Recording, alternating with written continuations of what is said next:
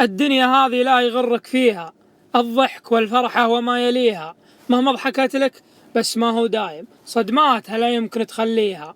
وأنا مجرب والمجرب خبرة، مريت في حالة ماني ناسيها. فقدت في الدنيا خوي من ربعي، رفيق اللي خوت الشريها.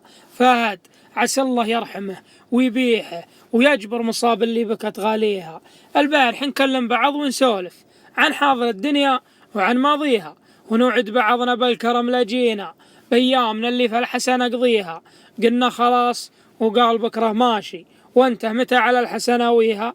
قلت انت روح الله يسهل دربك، وانا وراي اشغال وبقضيها. يعني بعدك بيوم ولا قبله اعلمك لجيت بسريها، يعني بعدك بيوم ولا قبله اعلمك لجيت بسريها. يلا توصي شي يا ابن عمي، لنا لقاء لحظة ومتباطيها.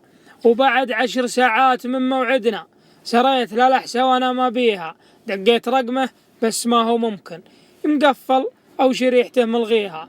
ثم اتصل بي واحد من اصحابي جاب العلوم اللي ماني قويها، قال تعرف فهد عوض صاحبنا جت هالمنايا بأمر من واليها، على طريق خريص وافى هجله في حادث ونفسه نزفت عليها. قلت انت صادق؟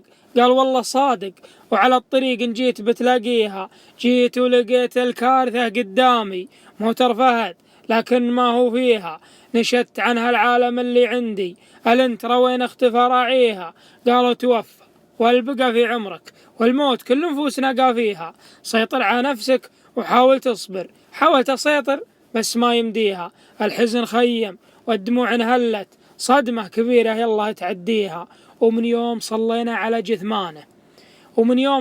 على جثمانه حتى الحساء ما ودي أسكن فيها. استغفر الله ما عرض حكم الله، هو مانع الحاجة وهو معطيها. أقدار والأقدار ما نعلمها، اللي يدبر غيبها واليها. تكفوني اللي تسمعون أبياتي، يا سامع أبياتي ويا قاريها. فهد لا تنسون اذكروه بدعوة، الله يجازي بخير من يدعيها. فهد لا تنسون اذكروه بدعوة، الله يجزى خير من يدعيها. يالله تغفر له وتعفو عنه، وجنتك يا ربي خلد فيها، وانك تساعدنا على ما فينا، وقلوبنا من الصبر لا تخليها.